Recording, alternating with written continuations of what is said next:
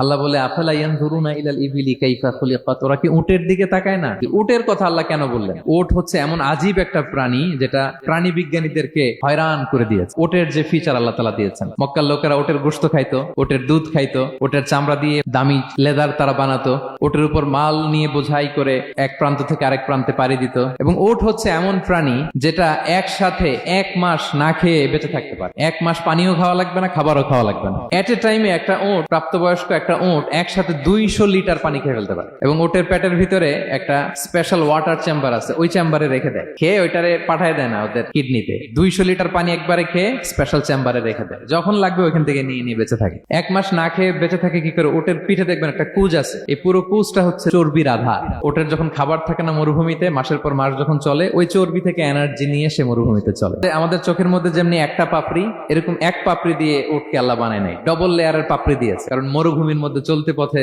লু হাওয়া থাকবে, মরুভূমির সাইমুম, বালুর ঝড়, এই ঝড় মোকাবেলার জন্য, লু হাওয়া মোকাবেলার জন্য ডবল লেয়ারের চোখের পর্দা। একটা পর্দা ফেলে রাখে, আর একটা খুলে সে হাঁটতে থাকে, তার কিছুই হয় না। সুবহানাল্লাহ। এবং মরুভূমির মধ্যে যে ক্যাকটাস আছে, গুলমলতা, বড় বড় কাঁটা জাতীয় গাছ, যেই কাঁটা পৃথিবীর কোনো প্রাণী খেতে পারবে না, কিন্তু একটা উট অনায়াসে খেয়ে ফেলতে পারে।